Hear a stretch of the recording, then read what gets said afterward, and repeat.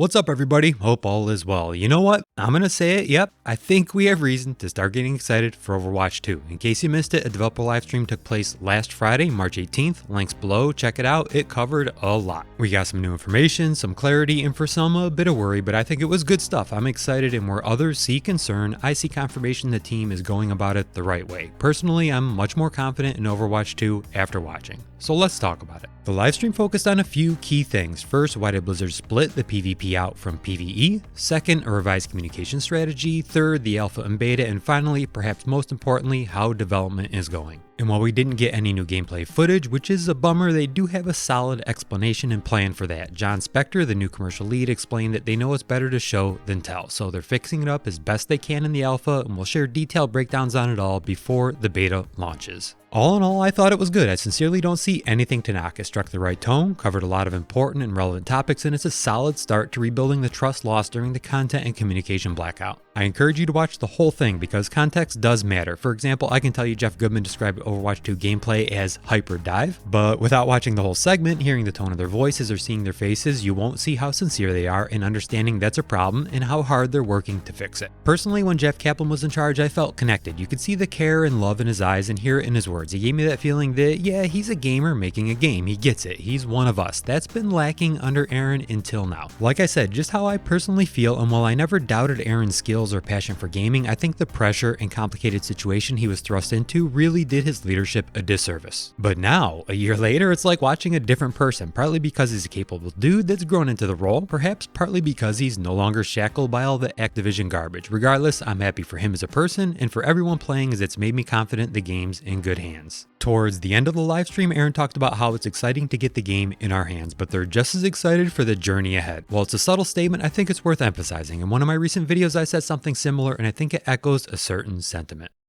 What the team is like really looking forward to isn't just the alpha, but like the rest of what's coming.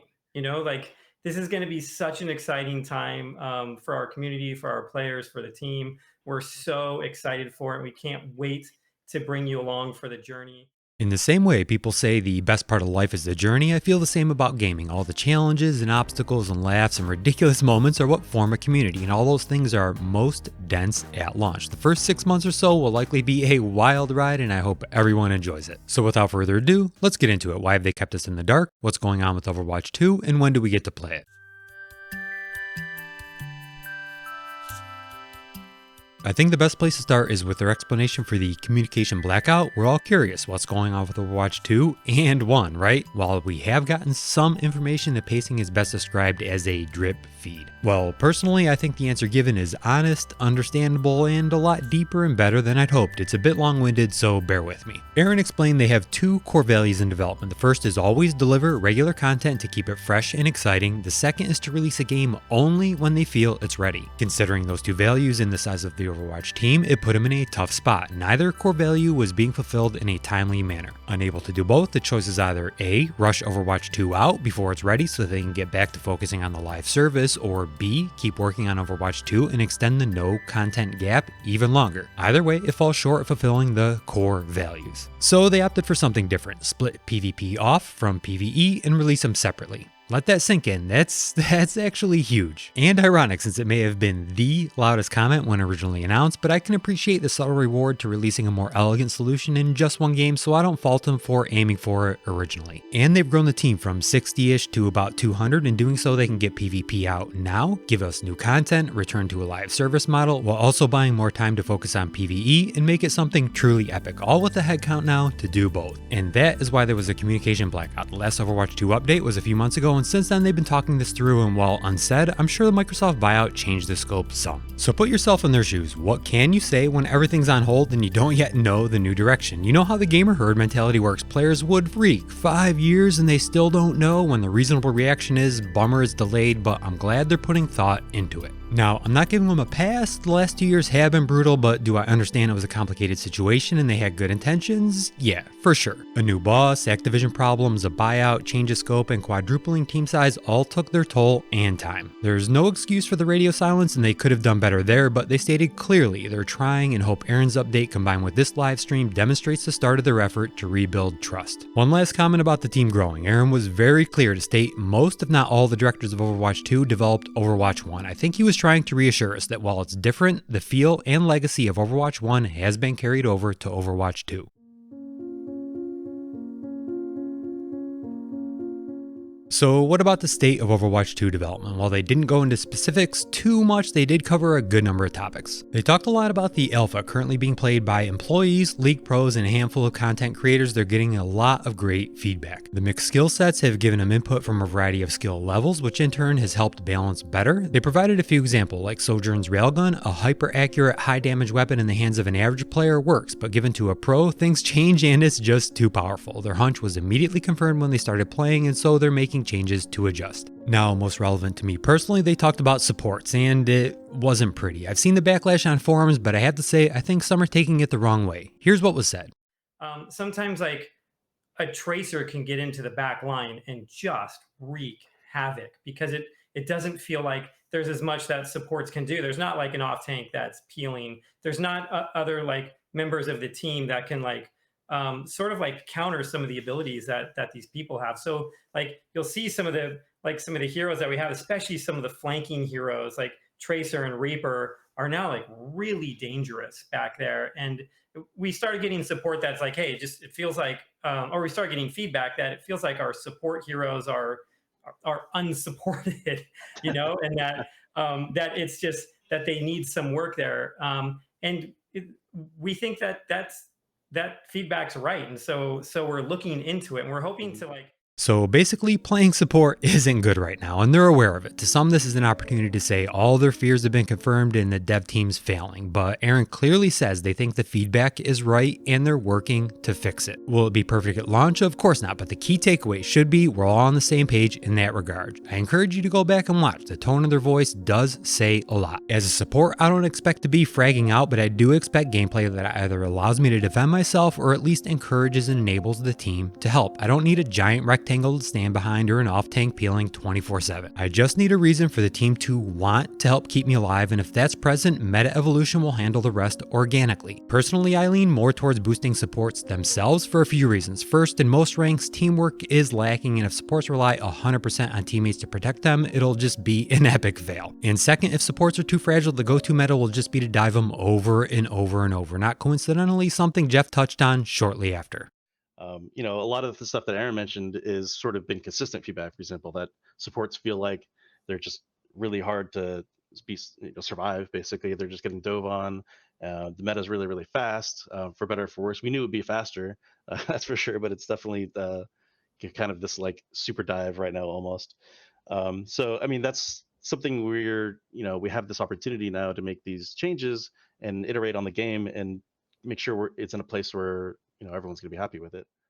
So to those seeing doom and gloom for supports, I'd encourage you to take solace in what they said. It's a problem, yes, but that problem is in an alpha state game with plenty of time before actual release and devs that acknowledge it and are working to fix it. They also talked briefly about how they found off tanks to be the preferred choice, and main tanks, particularly Reinhardt, felt a little weak. Aaron talked about how the pace is faster than Overwatch 1, it feels roomier with fewer hard battle lines. So far, the feedback indicates most people are accepting the 5v5 format. Oh, and Doomfist's a tank now, which led into a conversation about CC. They're moving as much of it to the tank role as possible. Aaron made a good analogy about it being better to be bounced around by one enemy than 6, and since Doomfist focuses so much on CC, they felt it better to make him a tank and retain his kit and identity rather than give him a total overhaul and essentially make him a new hero. Worth noting, they claim Doom mains have played him as tank and like the changes. All that makes sense to me, and while I've never hated CC, I certainly won't mind having less of it around. I did find this interaction funny though.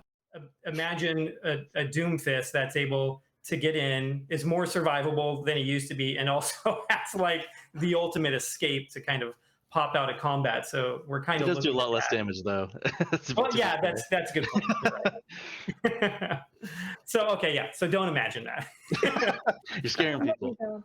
One last thing I found interesting regarding development, the ping system. We've all grown to love those in other games, but Blizz is putting their own spin on it. Aaron made some good points, saying that some people just don't like voice comms, and a ping system's a nice workaround for communication. In addition, because they're making it context specific, which I'll explain shortly, they found it can sometimes be better than voice comms. So what's context specific and why is it the magic sauce? Well, basically it's changing the voice lines and ping functions based on the hero using them in the context in which it's used. Here's a few examples. The ping system that we're doing, it's very context sensitive. So depending on what you're pinging, who your hero is, who like what the other enemy team is, can change a lot of those pings. So like some of like the really cool things in it are enemy players behind walls can't be pinged, you can't see them. But if they're revealed by Hanzo or Widowmaker, suddenly you can start pinging those targets. Or some heroes can actually remove pings from themselves. So like when Moira fades, removes ping on her. She just used an escape on it. You can ping non-heroes in the game, like Bob. And also it's like totally customizable. So not only is it context sensitive, but then we have something kind of similar to the comms wheel where you can select the different pings that are more important to you. So you don't always have to use the context sensitive ping. You can use all sorts of other different ones. And so yeah, I think that's actually pretty neat and it'll be a welcome addition.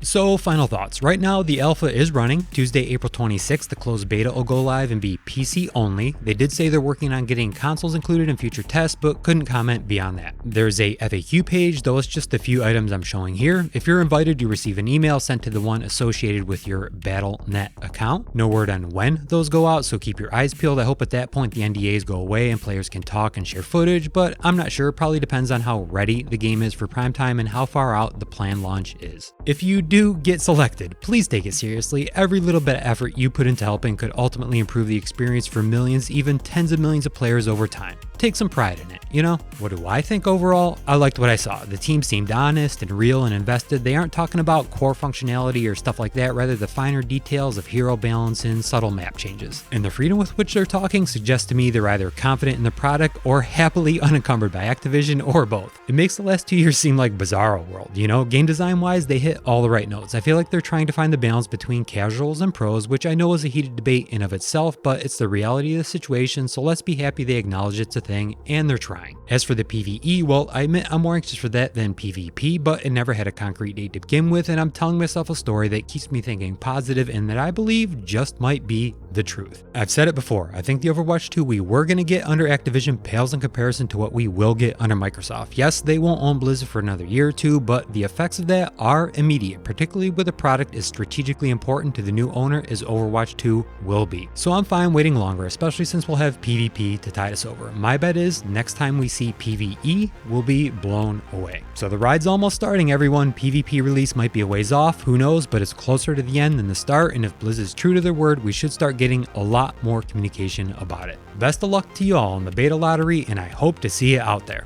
And with that, I'm done. Appreciate you taking the time. Take care of one another, and I will see you soon.